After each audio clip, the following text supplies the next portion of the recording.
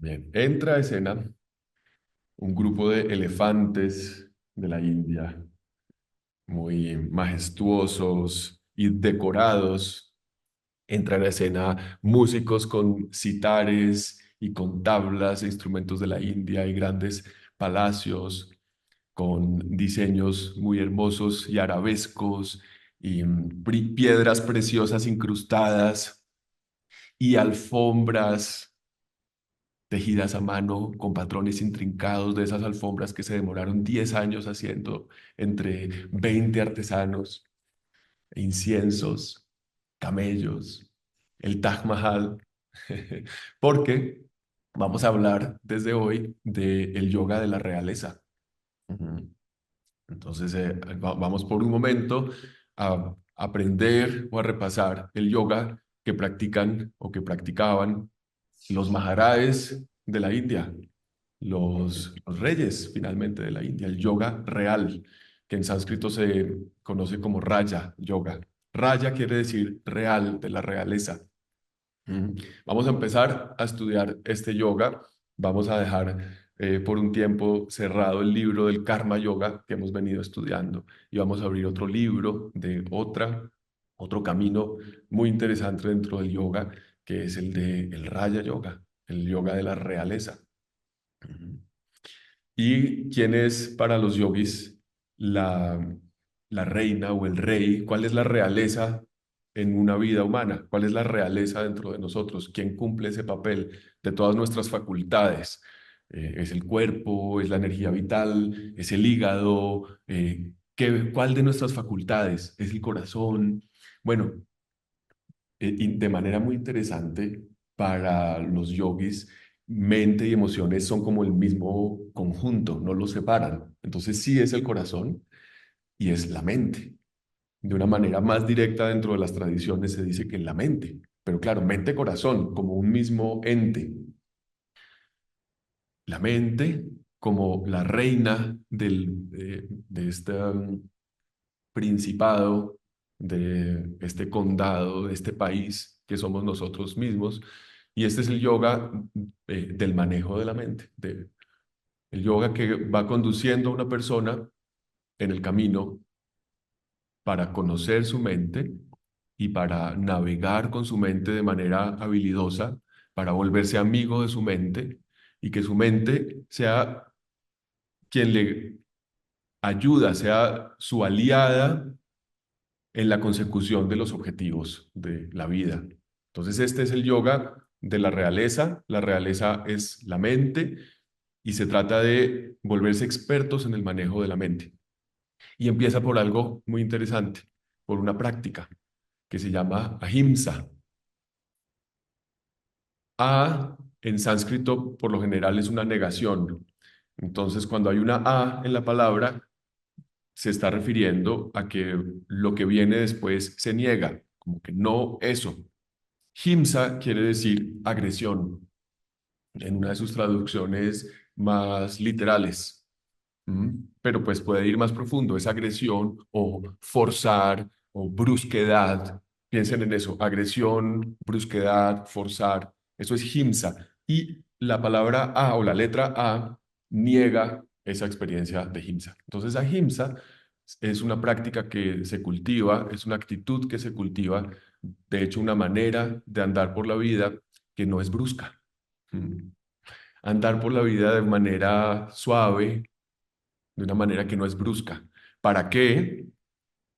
Para ir acercándose a los objetivos del Raya Yoga, que son, recuerden, el manejo, el buen manejo de la mente. ¿Tiene sentido? Y Ahimsa, que vamos a tener la oportunidad de hablar más de él, de esta práctica, comienza con uno mismo, con el practicante.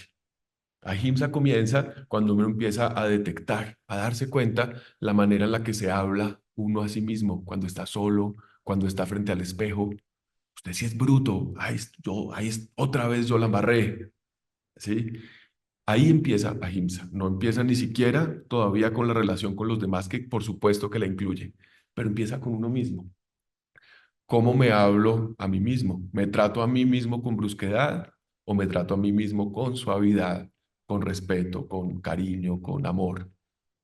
Ese es el primer paso y tiene mucho sentido, ¿verdad? En esta doctrina milenaria de generaciones y generaciones de practicantes y de yogis que han buscado las mejores maneras de manejar la mente, nos dicen, el primer paso es, trátese bien a usted mismo, quiérase, dese cuenta cómo se está hablando, dese cuenta qué tan paciente está siendo con usted mismo.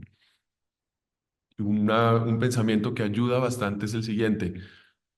¿Cómo reaccionaría uno si un amigo muy cercano viene a contarle la historia de algún fracaso, por ejemplo? No, es que me quedé dormido y no fui a esta entrevista tan importante, yo sí soy lo peor.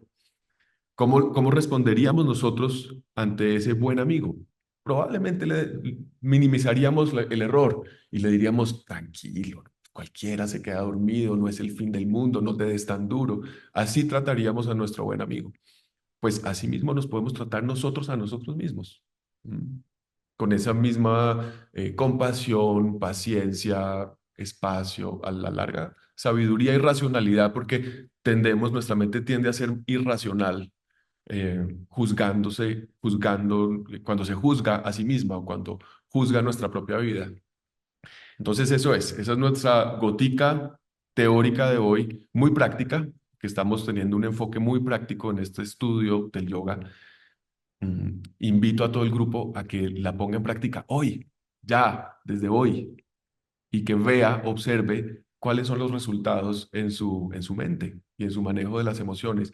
Observen hoy con mucho cuidado y con mucha atención la manera en la que se hablan a ustedes mismos y descubran cómo está haciendo, descubran patrones, descubran hábitos y plantéense la posibilidad, si ven que es necesario, de transformar un poquito esos hábitos para bien, de la manera en la que se tratan a ustedes mismos para que Ahimsa empiece desde adentro, desde la manera en la que uno se trata a uno mismo.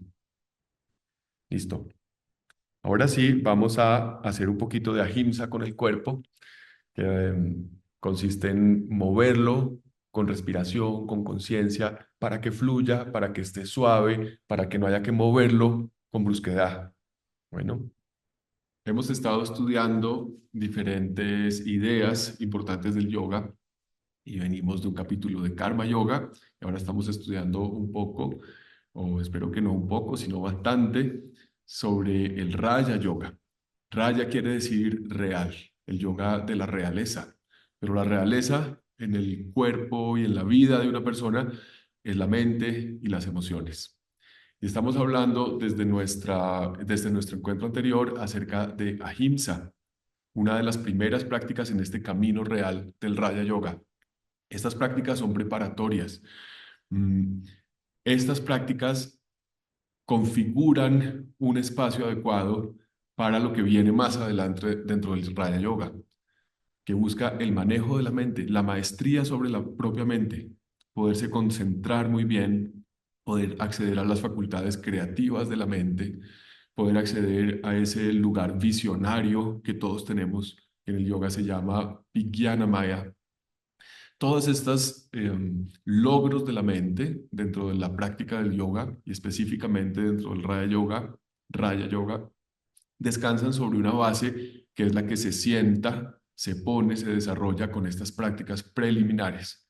Y la primera de esas prácticas preliminares se llama ahimsa. Como estudiábamos en nuestro encuentro anterior, a es una negación y himsa quiere decir brusquedad o agresividad. Y en nuestro encuentro anterior hablábamos de que esa abstinencia de ser brusco, de ser agresivo, empieza con uno mismo.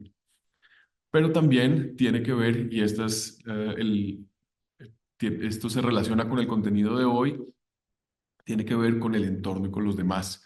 Si uno tiene o desarrolla la capacidad de andar por la vida de manera que no sea brusca, de manera cuidadosa, de manera suave, con las demás personas, con los animales, con su entorno, entonces, poco a poco va a ir construyendo, junto con otras prácticas, pero primero con esta, un entorno conducente hacia la meditación, porque se le van a devolver menos brusquedades y menos agresiones. Eso todos lo hemos experimentado. Cuando uno va por la vida con cuidado de no estar mm, lastimando a los demás, haciendo sentir mal a los demás, mm, lastimando incluso a los animales, siendo brusco con las cosas en la casa.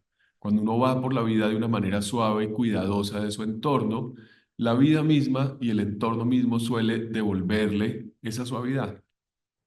Y esa suavidad sienta las bases para un desarrollo posterior en la meditación. Mm, Bueno, entonces tengan en cuenta esta práctica de ahimsa. Por favor, busquen oportunidades hoy para llevarla a la práctica, para ejecutarla, para manifestarla, esta práctica de ahimsa, mm, tratando de agarrar los impulsos hacia la agresión, aunque agresión a veces suena demasiado grande, entonces los impulsos a la brusquedad o a la hostilidad, tratando de agarrarlos en su mente y ver qué transformación pueden hacer con esa energía antes de llevarla a la práctica, de manifestarla. Es también una práctica de autoobservación, de manejo de la mente. Entonces, estas observancias, disciplinas preliminares del Raja Yoga no solamente tienen que ver con comportamientos externos, también de una vez implican un desarrollo de la mente, porque a veces no es tan fácil.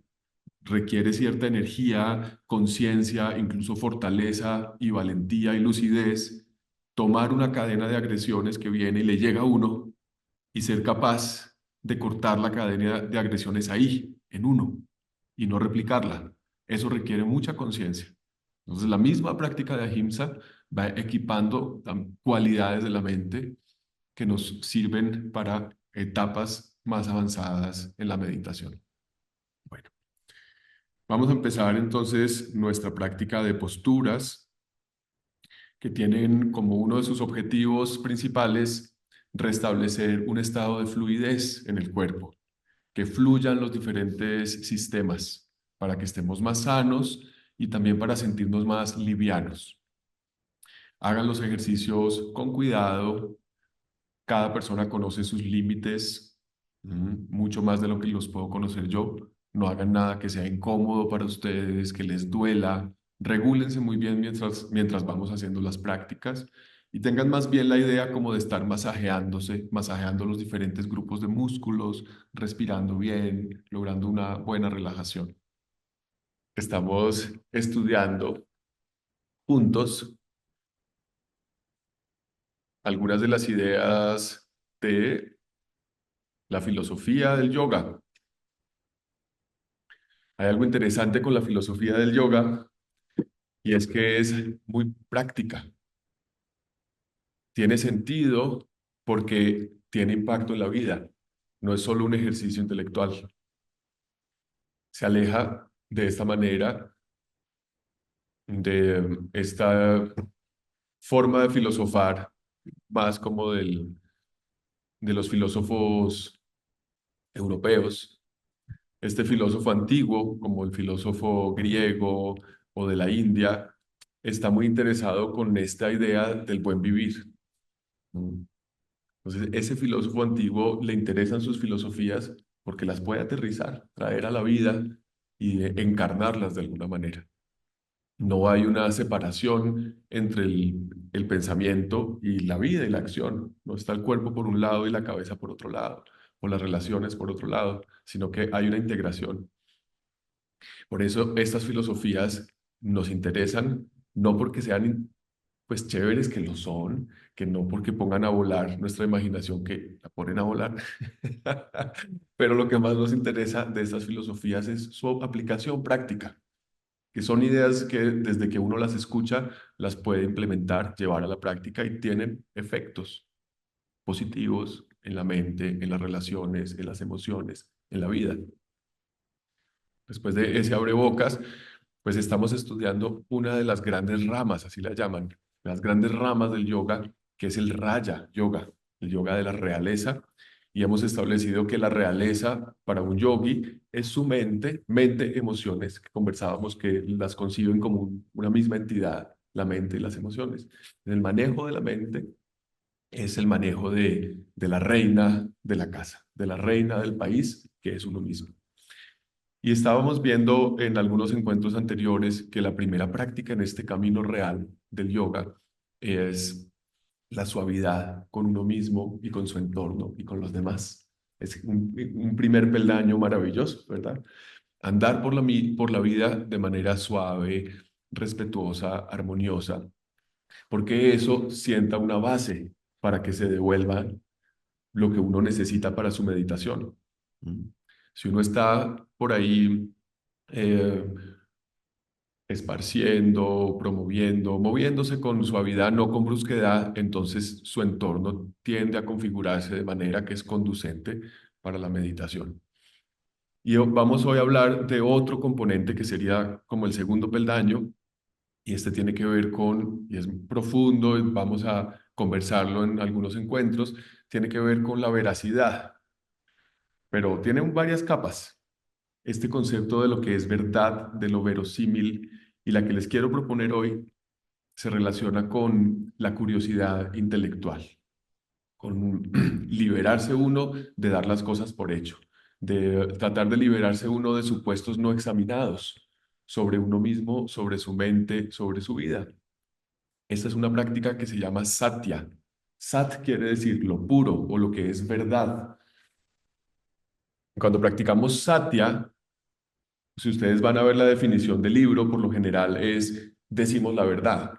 Y tiene sentido porque si nosotros somos veraces con las personas que hay alrededor, pues vamos a generar relaciones de confianza. Entonces, sí, claro, Satya también tiene que ver con la veracidad o con decir la verdad, pero tiene unas connotaciones más sutiles y más profundas que se relacionan más con uno mismo, mm, con una búsqueda permanente por lo que se acerque más a la verdad, que quizás nunca vamos a encontrarla toda y a ver todo el panorama completo, pero si cultivamos una inquietud por conocernos más y por acercarnos más a lo que es verdad sobre nosotros mismos, eso también pone peldaños en el camino de la meditación.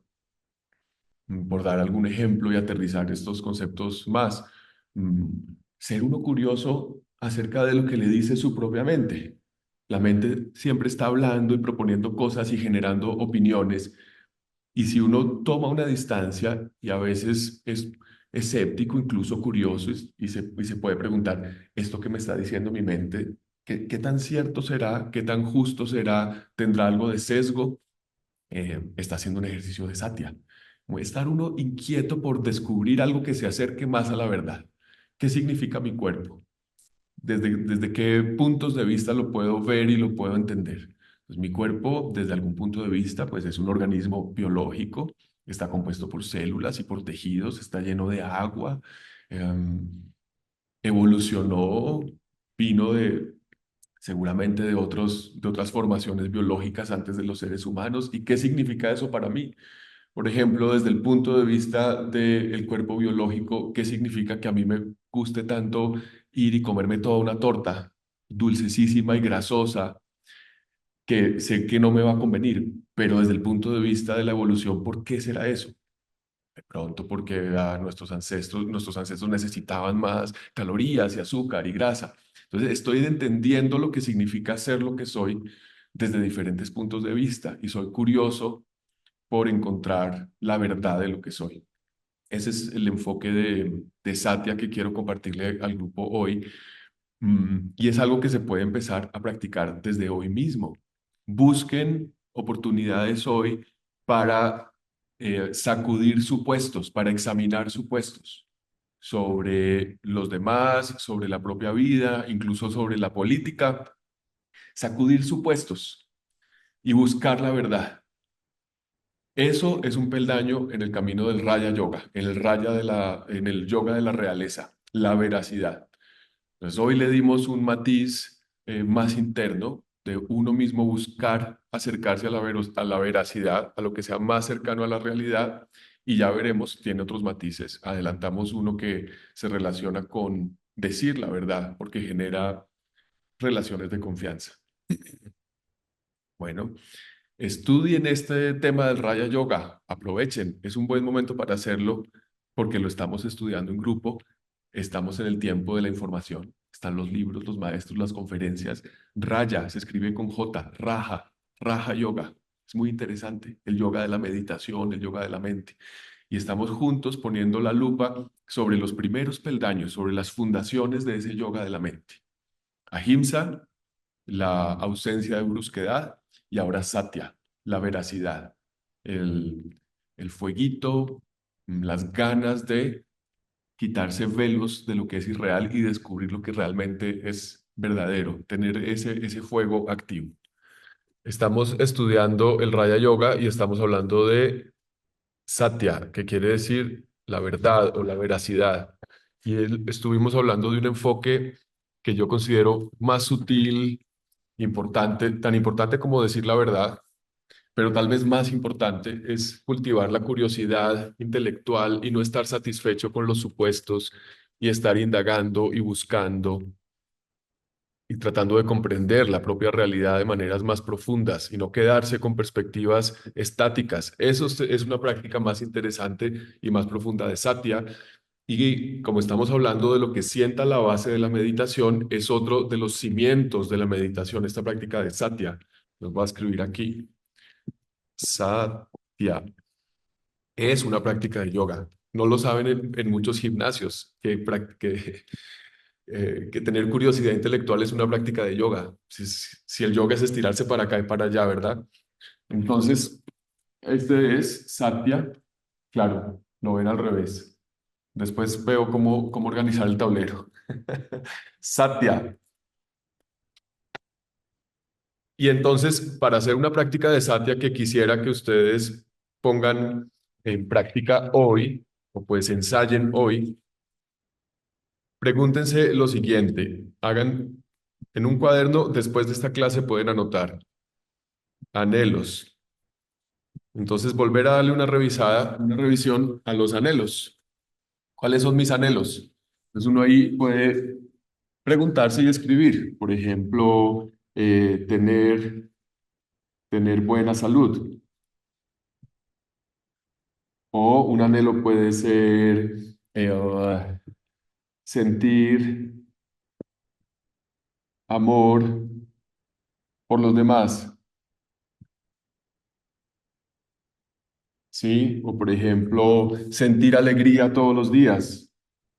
O levantarse sonriendo, por ejemplo, podría ser un anhelo. Levantarse sonriendo. Entonces, una práctica de satya es uno volver a buscar y a recordar y aclarar sus anhelos. ¿Qué es lo que uno le gustaría en su vida, sus anhelos? Tenerlos claros y anotarlos es una buena manera de ponerlos en la superficie de la mente. Y después de los anhelos, escribir uno cuáles son sus fortalezas. ¿Sí? Sus fortalezas.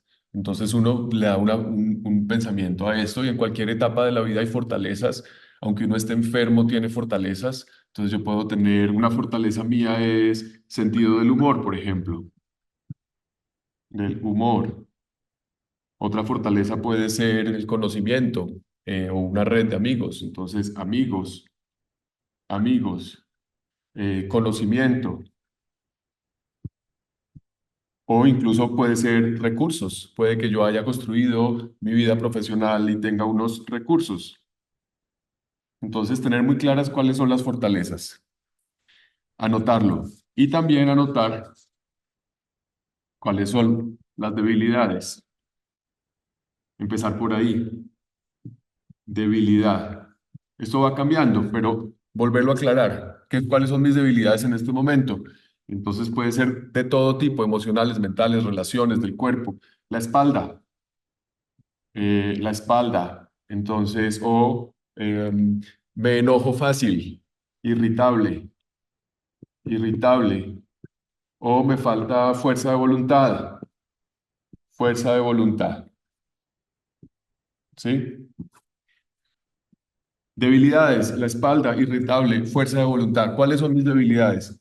Eso es un ejercicio de satya, incluso más importante, aunque también es importante decir la verdad, pero es aclararse uno dónde está. Porque nos dice bastante, mi maestro nos pone este ejemplo, las personas en el camino de la meditación, recuerden el contexto, estamos hablando de la meditación, aspiran a grandes cosas sin darse cuenta de dónde están. Y es importante saber uno dónde está. Por ejemplo, él lo dice así, un gusanito que está en una hoja, en un árbol, quiere ir y hacer un hueco en el tronco del árbol. Imagínense eso, un gusanito pequeño en una hojita, en un árbol muy grande, y su objetivo es llegar al tronco del árbol y hacer un hueco ahí, tal vez para hacer su nido. ¿Qué tiene que hacer ese gusanito? ¿Cuál es el primer paso que ese gusanito debe tomar para acercarse a la meta de hacer el hueco en el tronco del árbol? Darse cuenta que está en una hojita y de la hojita va a pasar a una ramita pequeña y de esa ramita pequeña de pronto se va deslizando a una rama más grande y de esa rama más grande se va deslizando a una rama incluso más grande hasta que eventualmente el gusanito llegue al tronco del árbol. Eso parece sentido común, pero no lo es. Y es bueno recordarlo. ¿Dónde estoy yo ahora? ¿Cuál es mi realidad? ¿Cuáles son mis anhelos del momento, mis fortalezas y mis debilidades del momento y a dónde quiero llegar? Y voy hacia donde quiero llegar también en el ámbito personal, emocional, espiritual, partiendo de donde estoy, de la hojita en la que estoy parado. Eso es un ejercicio importante de Satya y sienta las bases de la meditación. Lo mismo que la primera base de Ahimsa, que es la suavidad, ahora la base de Satya, que es la verdad, pero la verdad tiene que ver más con uno, también con los demás porque suaviza las relaciones y da confianza, pero tiene que ver sobre todo con uno, con el practicante. Bueno, estoy tratando de hablar en multiplicado por dos para no gastarme mucho tiempo en esta parte teórica. Como habla así ¿Puedo rápido. hacer una pregunta? Pone a los videos el por dos. Señora, ¿Puedo hacer una pregunta? sí, rápido. Sí, rápido. Es que eso que usted dijo se parece mucho a una cosa que se llama el DOFA, que se utiliza en otros espacios, usted debe saber, por su transformación de psicólogo. Eh, entonces me llama la atención, ¿eso viene de una tradición de Satya o algo así? ¿O eso es...?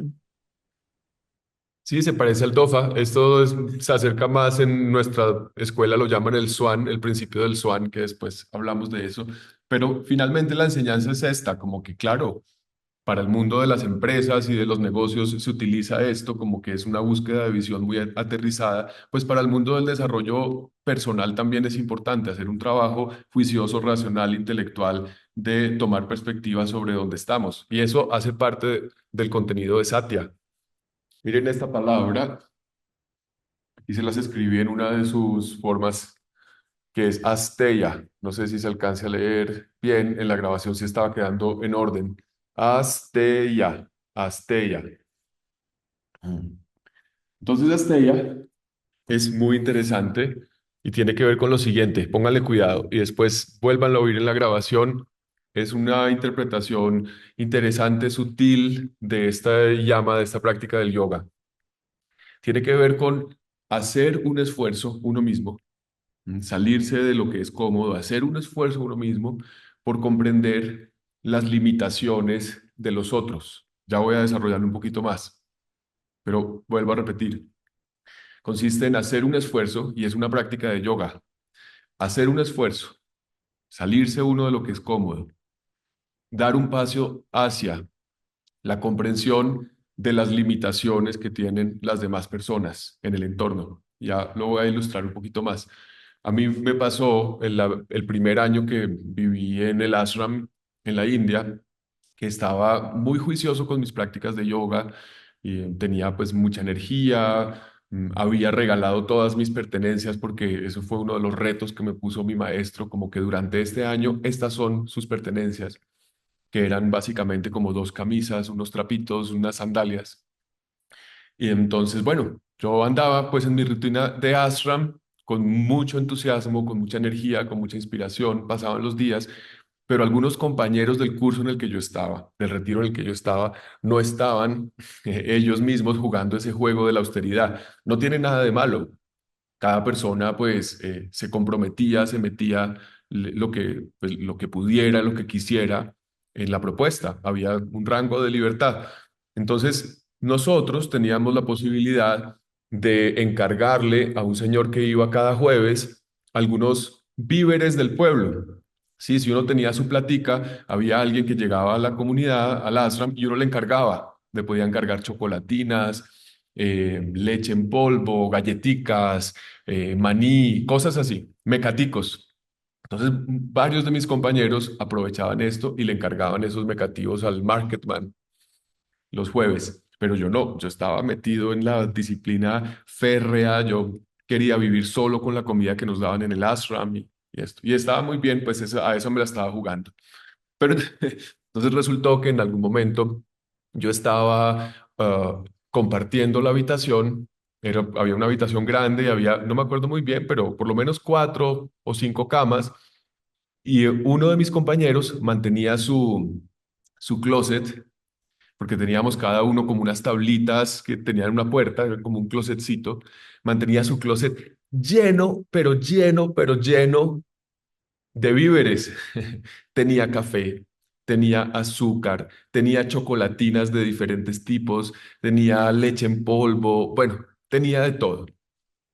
Entonces resultó que en una de esas, no me acuerdo muy bien por qué, mm, yo me tuve que quedar en la habitación, en el edificio donde estábamos todo el día. No sé si es que me había dado una gripa o que algo pasó, pero ese día yo no salí y me tenía que quedar en la habitación todo el día. Y me llamaba esa, yo en esa austeridad, eh, me llamaban todos esos víveres de mi compañero. Y yo dije, bueno, pues ¿qué pasa? Ya tengo muchas ganas, él tiene esta vaina llena, me le voy a comer una de esas chocolatinas y después se la repongo. Pensé, voy a comerme una de las chocolatinas de mi compañero y al fin y al cabo es mi compañero y pues no importa, cuando venga el Market Band después, pues yo compro una chocolatina y se la repongo. Estoy seguro que eso hubiera estado muy bien. Mejor dicho, ningún amigo mío en Colombia, conocido, primo, ninguna persona del círculo que yo había tenido hasta ahora en mi vida, eso le hubiera importado. Estoy seguro que Juan José me hubiera dicho si vuelve a la habitación por la noche y ve que me le comí la chocolatina, se hubiera muerto de la risa, me hubiera dicho, ay, tranquilo, Alejo, bueno, no te la regalo. O listo, me la repones la otra semana. Pues este compañero que volvió y era un muchacho indio, cuando se dio cuenta que yo me le había comido la chocolatina, entró en la ira más grande que ustedes se puedan imaginar. Se sintió profundamente ofendido, transgredido, lo consideró como una gran ofensa. Entonces, bueno, ahí pasaron muchas más cosas, pero esa es la historia que les quiero contar para ilustrar a Stella. Ahí, ¿qué pasó? Que el inconveniente que se generó, la tensión que se generó, pues no apoyó mi práctica de desarrollo, mi práctica de meditación, mi práctica espiritual. Hubo un momento en el que no se dio armonía en mi entorno, porque yo falté, eso fue mi error, yo falté al yama, a la práctica de yoga de Ashteya. Claro, Asteya en su traducción más literal es abstenerse de tomar lo que no es propio, ¿m? Pero tiene unas connotaciones más sutiles. Mi error realmente no fue comerme la chocolatina a mi amigo, que entre comillas no era mía, que yo estaba entrando en su propiedad. Ese no fue mi error, yo pienso hoy en día. El error fue más bien como no haber tenido el ejercicio empático, haber hecho el esfuerzo de comprender cuál era la cosmovisión, las limitaciones de esta otra persona. Entonces, cuando uno practica Steya, uno va por la vida haciendo un esfuerzo por entender cómo ven la vida las otras personas, porque no necesariamente la ven como uno la ve, no necesariamente tienen los límites que uno tiene o las flexibilidades que uno puede tener. Y si uno hace ese esfuerzo, entonces sus relaciones se van armonizando más, hay menos fricción y nuevamente, esto apoya el camino de la meditación, que es el contexto en el que estamos. Estamos estudiando el Raya Yoga, el yoga de la meditación, y estamos hablando de algunas prácticas fundamentales que están en los cimientos. Hoy desarrollando un poquito de este Asteya. Entonces, para aterrizarlo y ya terminar, invito al grupo a que busque hoy y esta semana oportunidades de hacer ese ejercicio para que sea práctico y que lo empiecen a aplicar de una vez, de preguntarse con las personas con las que interactúan más en la vida cotidiana, ¿qué esfuerzo puedo hacer yo por salirme de mi perspectiva y ver la vida como la ve la otra persona y tratar de comprender las limitaciones que puede tener la otra persona, como yo también las tengo, y eso ya es un gran paso. Después será tratar de navegar mi relación con esas personas de acuerdo a esa conciencia de esas limitaciones ajenas. Eso es una práctica de Astea muy interesante y ahí le queda a todo el grupo de tarea, pero no es una tarea para mañana, sino para hoy. Se tiene que empezar a aplicar desde hoy, desde ya, cuando se acabe esta sesión. Estamos estudiando juntos el Raya Yoga y espero que varios de ustedes estén aprovechando la oportunidad para desempolvar el libro de los Yoga Sutras de Patanjali, que tiene diferentes comentaristas, mm, y que podemos hablar de algunos comentarios que yo puedo recomendar. Por ejemplo, hay uno de Swami Satchidananda, que es muy bueno. El mismo Swami Satyananda tiene un comentario sobre los Yoga Sutras. Y ahora están escuchando unos comentarios de Alejo. Mm, Estamos estudiando este yoga, que es el de la meditación, que al final tiene como propósito, se puede expresar en estos términos, expandir la conciencia, hacer que la conciencia crezca y vaya llegando a nuevos territorios, vaya incluyendo más, y también transformar la identidad. Eso es profundo y ya hace parte de las grandes ligas en la práctica del yoga. Transformar la identidad, el sentido de quién soy yo.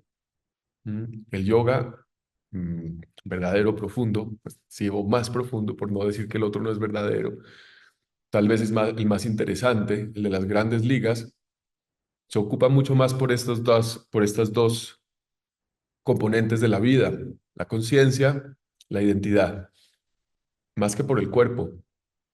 Mm, Por supuesto, el cuerpo es un vehículo, ya sabemos, hace parte de todo el proceso, pero lo que se busca es algo más, es generar un impacto transformador en la conciencia y en la idea de nosotros mismos, de quiénes somos. Entonces, pues es un proyecto que puede ser, que puede desestabilizar, pongámoslo en esos términos. Mm, Porque cuando uno sacude las ideas viejas de lo que es uno mismo, eso puede ser muy desequilibrante, ¿m?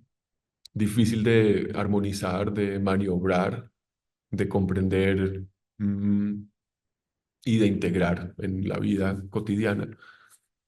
Entonces, los Yoga Sutras plantean crear, construir unas bases sólidas, unos cimientos para ese proyecto de transformación de la conciencia y de la identidad. Y esas bases sólidas son los primeros peldaños del Raya Yoga, los yamas y los niyamas.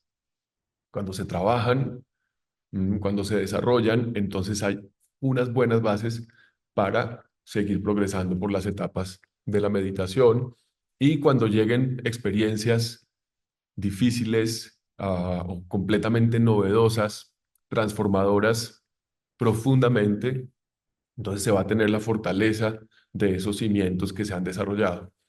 ¿Mm? Entonces este es el contexto de los yamas, que así se llaman, así los llamas, a los yamas que estamos estudiando. Mm, Y estamos poniendo ahora la lupa en uno de ellos, en uno de esos cimientos que se llama Asteya. Y hoy quiero proponerles una perspectiva para comprender de una manera tal vez más profunda de qué se trata este Asteya, que en su traducción literal y más superficial es como abstenerse de agarrar lo que no es mío. Mm. Y para esto les quiero proponer un ejemplo. Países asiáticos como la India, Corea, Japón. Yo he estado en lugares en los que se considera una gran ofensa entrar, rozar el interior de la casa con los zapatos. Rozarlo, que los zapatos estén cerquita del umbral de la casa, se considera una ofensa y la gente se ofende, alguna. lo considera como un irrespeto. Y ya, yéndose para el otro lado, también he estado en la situación en alguna casa colombiana en la que consideran una ofensa decirle a los huéspedes que se quiten los zapatos antes de entrar porque les parece que es algo muy arribista, muy clasista. Me ha tocado, me tocó con una familia en particular, que tienen un bloqueo frente a eso, como que quitarse los zapatos antes de entrar a la casa. Eso es de gente de gente que no queremos, de gente dediparada. Entonces, ahí están esos dos contextos culturales. Mm. Y el yogi está llamado a él mismo, ella misma, comprender el concepto de seguridad, la idea de seguridad que tienen las otras personas y adaptarse a eso. ¿Mm? Porque, por supuesto, cuando uno eleva su conciencia, llega un punto en el que descubre o se da cuenta o recuerda que los límites que nos ponemos en la sociedad, pues son límites impuestos, imaginarios, son convenciones arbitrarias, necesarias para convivir, pero no hay detrás de ellos como una verdad objetiva. Pero ¿cómo armonizar esa realización? No es que ahora yo me doy cuenta que todos estos límites son arbitrarios, entonces salgo a confrontarme con todo el mundo y a burlarme de las personas porque cómo es que le están creyendo a estas cosas, por ejemplo. Los Yoga Sutras le aconsejan a la persona que está en el camino del yoga tomar conciencia de los límites que las demás personas perciben que tienen, o sus sentidos de seguridad, o sus sentidos de propiedad. Darse cuenta en qué lugar está el otro y ser uno, ser el yogi que tiene la energía de su práctica, quien comprende, quien se adapta, quien se moldea a esos sentidos de seguridad de los demás, en vez de confrontar a los demás, y en vez de tratar de predicar y en vez de tratar de sacudirlos. Uno vive su propio sentido de seguridad y de pronto en su fuero interno está más expandido, pero para poder navegar de manera armónica en su entorno, que es en parte lo que buscan los yamas y los niyamas, uno hace el esfuerzo de salirse de uno mismo, de ver a través de los ojos del otro y de comprender las, entre comillas, limitaciones de la otra persona. Mm, sí, este llama reflexiona mucho sobre el concepto del dominio. ¿Qué considera la otra persona que es mío, que soy yo, que me da estabilidad, que es deseable? Y uno cuidarse de no transgredir eso, de no pasar esa frontera. ¿Para qué? En principio, para generar relaciones que son más armónicas. Cuando hay más armonía en el entorno, donde quiera que uno esté, en el país en el que uno esté, interactuando con las personas que esté interactuando, en el pueblo que sea, en el lugar que sea, uno tenga la capacidad de cultivar relaciones armónicas y que esas relaciones apoyen su práctica de meditación y apoyen esas transformaciones posteriores que va a haber en el camino meditativo, de expansión de la conciencia, de cambio de la identidad. Entonces, bueno, esto es, no sé qué tan abstracto sea o qué tan confuso. Ustedes me dirán después, escríbanme por favor y podemos hablar más del tema. Pero estoy proponiéndoles diferentes perspectivas para ver estos yamas y niyamas. Que también quiero decir que no son, es decir, si hay una cierta linealidad, pero hay más como un movimiento de espiral.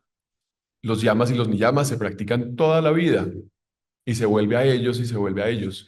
Entonces, claro, están en el libro propuestos los peldaños como si fueran una pirámide, pero en la vida real todos los peldaños se van practicando casi que simultáneamente y se apoyan los unos a los otros.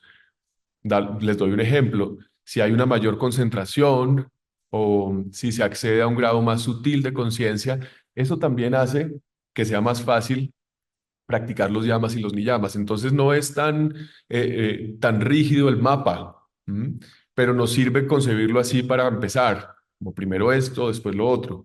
Pero más adelante va todo como mezclado. en un movimiento de espiral en el que se va practicando los yamas, los niyamas, las asanas, los pranayamas, el pratyahara, dharana, dhyana, samadhi también, todo eso hace parte como de un mismo movimiento continuo, como de espiral. Bueno, me avisan por favor si esto está tomando una dirección que les parezca confusa o que no valga mucho la pena. Eh, es importante escuchar de ustedes. Para aterrizarlo y que sea práctico, le propongo a todo el grupo que desde hoy se haga esa pregunta en sus interacciones cotidianas. ¿Cuál es el dominio del otro? ¿Cuál es el sentido de seguridad del otro? ¿Y qué puedo hacer yo para que el otro no perciba que estoy amenazando su sentido de seguridad? Esa sería como de todo lo que hemos hablado, lo más importante, poner en la práctica esa actitud. Ujú. ¿Cuál es el sentido de seguridad del otro, de la persona con la que más interactúo en la cotidianidad? ¿Y cómo hago yo para ser quien se moldea? Y no transgredir? No, que el otro no se sienta transgredido, porque a veces uno no quiere transgredir, pero el otro se siente transgredido. ¿Mm? ¿Cómo hablar el lenguaje del otro para que la relación esté armonizada? Vamos a hablar hoy de otro de los yamas, de otra de las piedras fundacionales del Raya Yoga, que se llama Brahmacharya. Es el nombre de esta práctica, Brahmacharya. Ya después se los escribo. Mm. Quiero proponerles un ángulo que considero que es interesante, una perspectiva interesante y práctica y aterrizada y realista y útil para comprender este yama. Mm. Se relaciona con la manera en la que nos aproximamos a los demás. Tiene que ver con el respeto. Y recuerden que el primer objetivo de estas prácticas de yoga, de estas disciplinas, de estos yamas, es que se armonicen el entorno del practicante de yoga para que pueda acceder a los estados más elevados de meditación. Entonces, sin perder el foco y el contexto, estamos observando algunas prácticas, algunas recomendaciones de la tradición del yoga que le permiten al meditador acceder de manera estable y sana a estados más elevados de conciencia, a estados más elevados de meditación. Y hemos revisado algunos. Ahora estamos estudiando este que tiene que ver con la relación con los demás y tiene que ver con el respeto. Les tengo algunos ejemplos. Mm, Cuando uno se acerca a un bebé muy lindo o a un niño pequeñito que tiene la piel tersa, que está muy suavecito, y uno podría decir, es que lo quiero estripar. Es- Fíjense en esa situación y en esa relación. La persona se siente atraída por ese bebé tan lindo de piel rozagante y lo quiere estripar. Y lo coge y lo estripa, y puede que lo estripe muy duro, más de lo que es cómodo para el niño, y puede que hasta el niño llore, pero sigue siendo placentero para mí estripar a ese bebé, a ese niño. De pronto un poquito más de la cuenta. Por un momento se me olvida hasta el bienestar de ese otro ser, porque para mí es atractivo, porque yo lo quiero estripar. ¿No? O también les traía otro ejemplo, que es este. Me gustaría mucho tener una conversación con esta otra persona y estoy sintiendo que quiero la atención, que quiero la cercanía de esta otra persona para la conversación. Entonces, está frente a mí y me pongo a hablarle y a expresarme y entro como en ese placer de poderme expresar, de tener la atención del otro, pero se me va un poquito la mano. Le hablo más y le hablo más y le hablo más y no importa que el otro ya haga gestos de que está incómodo, de pronto tiene otro compromiso más adelante, pero yo le sigo hablando y me sigo desahogando y me sigo desahogando y capturo por un momento la atención, la presencia, la vitalidad del otro porque a mí me gusta, porque es rico, porque yo lo necesito, porque a mí me hace bien. Y por un momento se me olvida otra vez el bienestar, el confort, el bienestar del otro. ¿Mm? Ese es un ejemplo diferente, parecido al del bebé. O, por ejemplo, una persona contrata a alguien para que se encargue del aseo y del orden en su casa o de la cocina, una empleada del servicio. Y pues como yo la contraté y como es mi empleada, de pronto no me preocupo mucho, o más bien no me esfuerzo mucho porque las instrucciones sean claras, por salirme de las ambigüedades, de pronto me relaciono con esa persona de manera caprichosa. O se me ocurrió esto, ah, no, pero ya cambié de opinión y se me ocurrió esta cosa. Y sin darme cuenta, o a veces dándome cuenta, puedo ser cruel con esa persona que es mi empleado. Ujú. Puedo hacer sentir mal a esa persona y esa crueldad puede que me gusta, a mí me hace bien, a mí me gusta sentir ese poquito de poder o ese mucho de poder, ese poder, porque a mí me hace bien. Entonces, fíjense que les estoy dando tres ejemplos que tienen que ver con la relación, las relaciones con los demás. Y en cada uno de estos ejemplos, yo obtengo algo, yo quiero algo del otro que me hace bien a mí. Pero por un momento puede, y nos puede pasar a todos, es de observar, puede que se me olvide el bienestar del otro. ¿Cómo me relaciono con el otro? Cuidándolo de manera empática. Eso realmente viene siendo la práctica del brahmacharya, en un nivel mucho más aterrizado y más sutil y que lo abraza todo. ¿Mm? Un nivel que tiene que ver con las relaciones. Y cuando se observa ese brahmacharya, entonces sí, claro que sí, apoya la meditación, apoya la expansión de la conciencia, apoya la transformación de la identidad. Se parece mucho al respeto. A andar por la vida con respeto, con conciencia del otro, de cuidar al otro, de hacer bien, de hacer sentir bien al otro y de observar cuáles son mis deseos de acercarme hacia el otro. ¿Qué me lleva a mí a querer estar con el otro o a querer algo del otro? Que no está mal necesariamente porque vivimos en comunidad y estamos dando y recibiendo, pero se trata de navegar con conciencia los deseos de acercarse al otro, que obtengo de esa otra persona y cómo recuerdo que esa otra persona también tiene sentimientos y no es solo un objeto de deseo para mí, no está ahí para satisfacer mis deseos, necesariamente, también, pero es una relación de doble vía. Se puede empezar a aplicar también desde hoy y es la tarea para todas las personas que están aquí en esta clase en vivo, ah, o que la van a seguir con la grabación, empezar a aplicarlo inmediatamente y es una práctica de yoga. Revisar, andar con especial conciencia hoy, mañana, pasado mañana de esto. Ujú. Observarme cuando me acerco al otro, cuando quiero estripar a ese niño. Lo quiero estripar por mí o por él. Sí, un poquito por mí y está bien, pero de pronto no necesito estriparlo hasta que se ponga a llorar. Vamos a hablar del último de los llamas, que es tal vez, bueno, uno de los más elevados. Mm, Y se los va a plantear de esta manera. Vamos de pronto a desarrollarlo en varias sesiones. Tiene que ver con el desprendimiento. Es una práctica de yoga, así como estirarse para un lado y estirarse para el otro, o hacer el saludo al sol, son prácticas de yoga. Esta de la que les voy a hablar hoy también lo es. Cuando uno la hace, se podría decir que es una postura del yoga, pero es una postura que tiene que ver con la mente, con la actitud, con las emociones. La postura del yoga llamada aparigraha, aparigraha. Después les voy a escribir estos términos.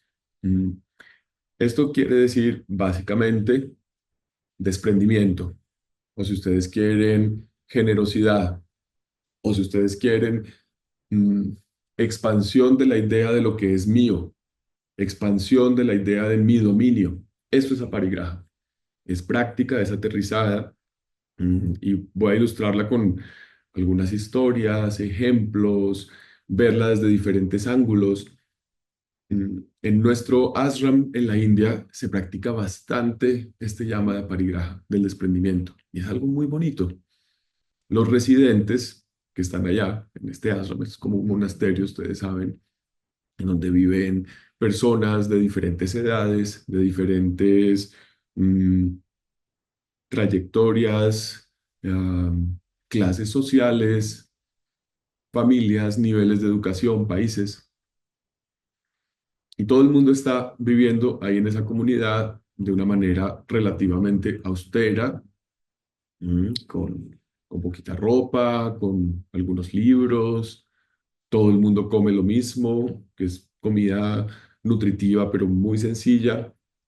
Y las instalaciones son pues decentes, todo impecable, todo en muy buen estado, pero básico, austero. Ahí todos están viviendo esa forma de vida que es sencilla al final. Pero ocurre algo, una práctica que los residentes de ese ashram hacen ah, conscientemente, lo recordaba cuando estaba preparando estas ideas que les comparto hoy, y es que los objetos, las posesiones se, se regalan muy fácilmente. Todas las personas están buscando oportunidades para hacer la práctica del desprendimiento. Yo recuerdo muchas instancias. Había una compañera española que venía como del mundo de la música y del flamenco, una muy buena bailarina, y estaba ya metida en el ashram haciendo su proceso de entrenamiento como para ser monja del yoga, para ser sannyasin, y a ella alguien de la India le regaló un set de percusión de la India, unas tablas, así se llaman, que son como dos tamborcitos de muy buena calidad. Y recuerdo que ella los usó un tiempo, no me acuerdo qué tanto, no me acuerdo mucho de los detalles, ya pasó hace mucho tiempo, pero sí me acuerdo que ella de manera muy generosa se los regaló a alguien más que estaba interesado en la percusión, y que a mí me pareció en ese momento un gran gesto de desprendimiento, porque era una música a la que le habían regalado unos tambores muy finos, y sin ningún problema se los regaló a otra persona que estaba manifestando interés por la percusión. Y así, con cosas, si alguien tenía una mala muy especial de cristal que le había dado su maestro, no sé cuándo, un collar, fácilmente se lo podía regalar a otro. Había un desprendimiento muy bonito y las personas se regalaban las cosas como una práctica. Se estaba practicando bastante el desprendimiento. Mm, el gesto de cortarse el pelo cada 15 días. Pues cada 15 días nos sentábamos en un ladrillito todos, el monje más viejo, el más jovencito, todo el mundo por igual en un ladrillito como en un gesto de humildad, y nos cortaban con una cuchilla el pelo, también como en un gesto simbólico de soltar. Finalmente, este llama de parigraha tiene que ver con hacer el ejercicio de soltar. Y cuando se suelta, hay un impacto en la mente, en la conciencia muy interesante, de expansión. Tiene un efecto de expansión. Tiene mucho sentido que sea uno de los pilares en el camino de la meditación, que la meditación es, entre otras cosas, un camino hacia la expansión de la conciencia. Entonces, el acto de soltar nos expande porque agranda nuestro dominio. Claro, esto tiene matices, no se trata de no cuidar y no querer las pertenencias, y de eso vamos a hablar más adelante. Es más sutil que eso, pero sí viene bien. Algunas personas lo habrán hecho más en su vida que otras, pero si ustedes no lo han hecho mucho porque simplemente no se les ha presentado el contexto para hacerlo, yo se los recomiendo, como que se pregunten esta semana qué pueden soltar de manera muy práctica y material. Claro que tiene sutilezas que las vamos a estudiar. Este es uno de los llamas que merece varias conversaciones.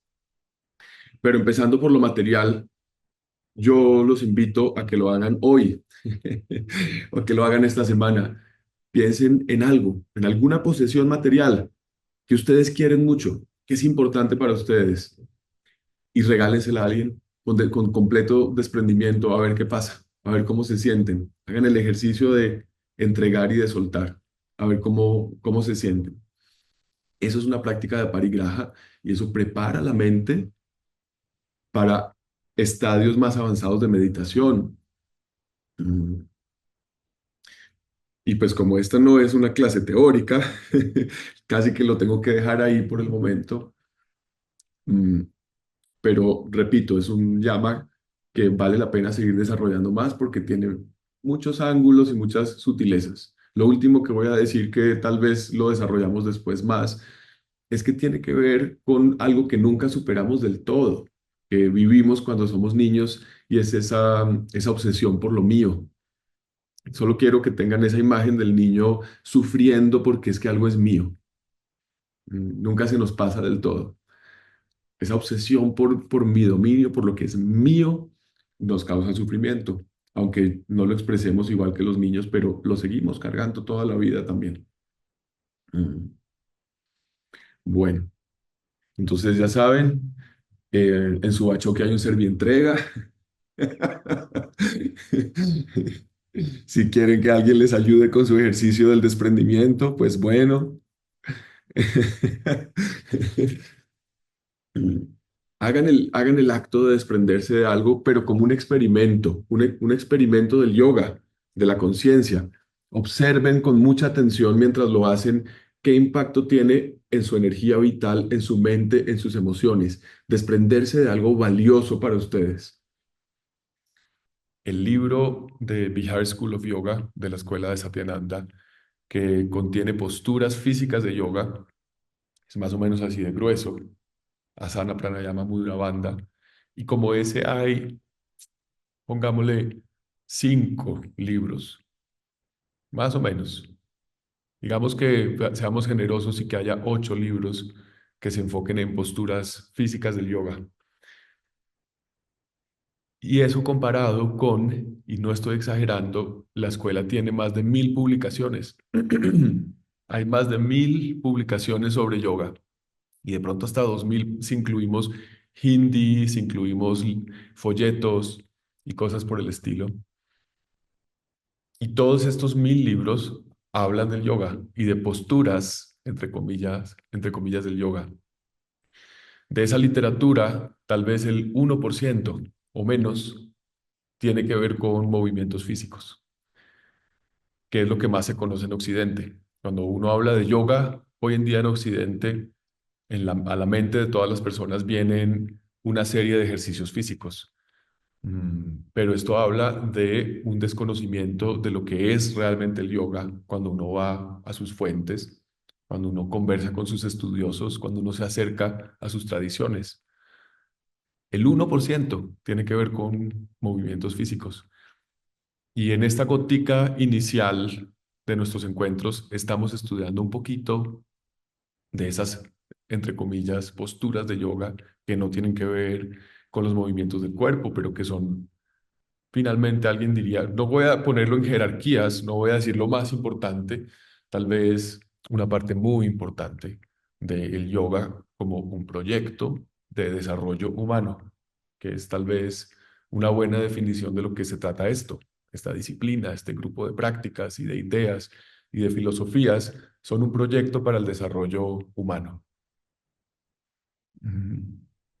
Estamos estudiando un capítulo de ese proyecto, que es el Raya Yoga, que es el yoga de la meditación, de la expansión de la conciencia, de la transformación de la identidad.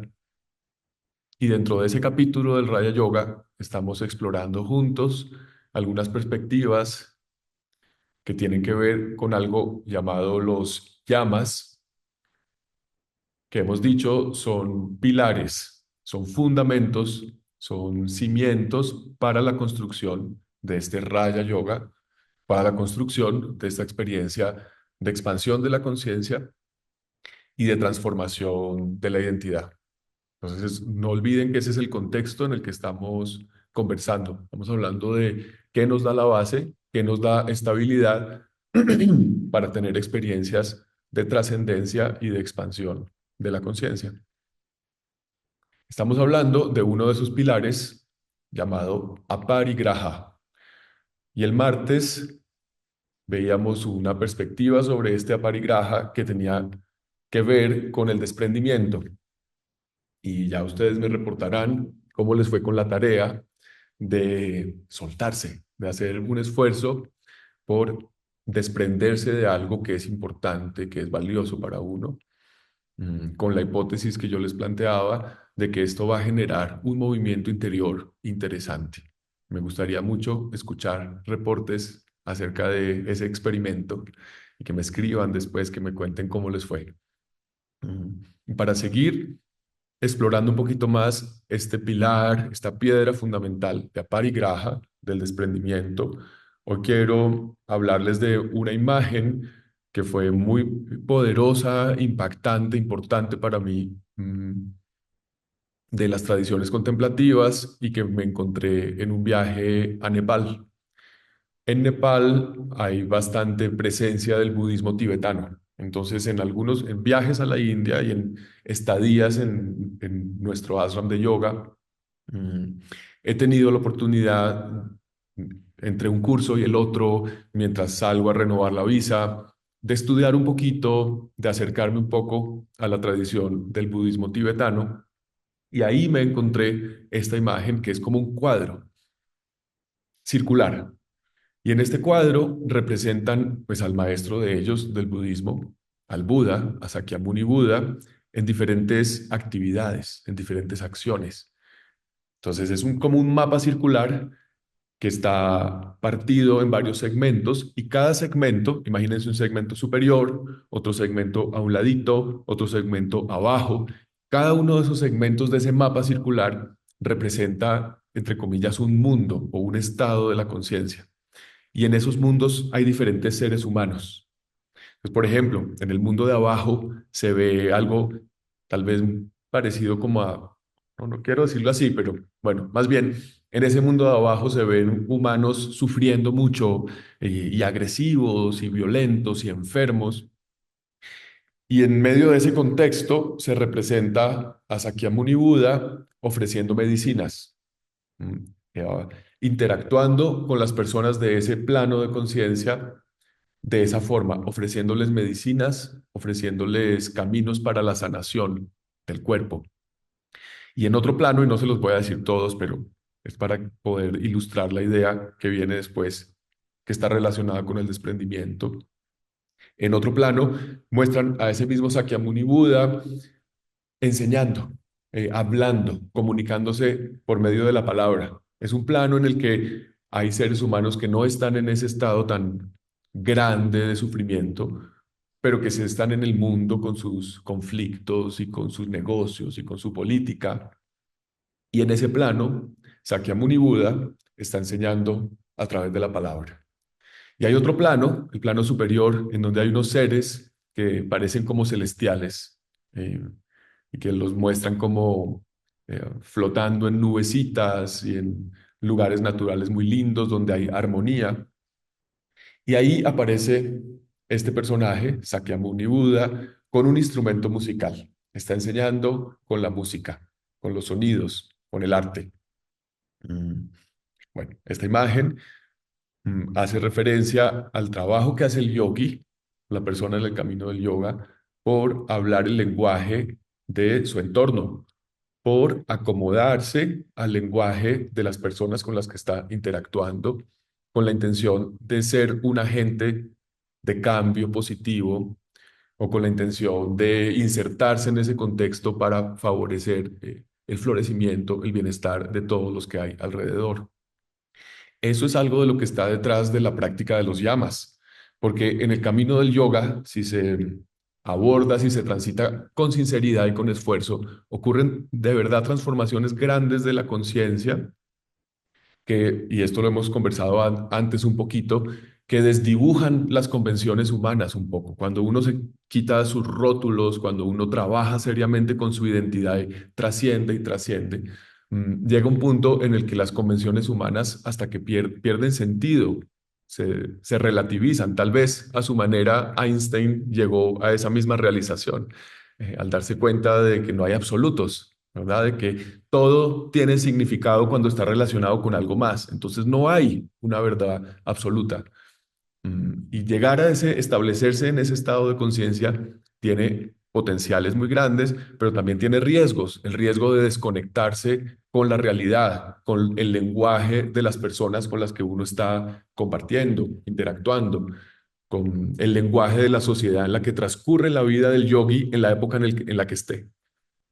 Entonces los yamas vienen a ser como un plan para que este yogi, esta conciencia expandida, se mueva por el mundo de manera armónica, con una armonía, y que del mundo, de la sociedad, no se le devuelva mucha fricción a este yogi, que lo que haga es bajar su nivel de conciencia y que más bien esa conciencia exaltada, esa conciencia trascendida, sirva para servir en el contexto, para contribuir positivamente al contexto, a la sociedad, al grupo de personas, a la comunidad en la que este yogi esté viviendo en su momento histórico. Esos son los yamas y hay diferentes metáforas en las diferentes tradiciones para ilustrar esto. Los budistas hablan de una realidad absoluta versus una realidad relativa y cómo integrar estas dos. En nuestra tradición de Satyananda está este concepto del karma sannyasin, esa persona que en su mundo interno mm, exalta, desarrolla su conciencia, pero al mismo tiempo trae todo eso para participar de forma constructiva en la sociedad.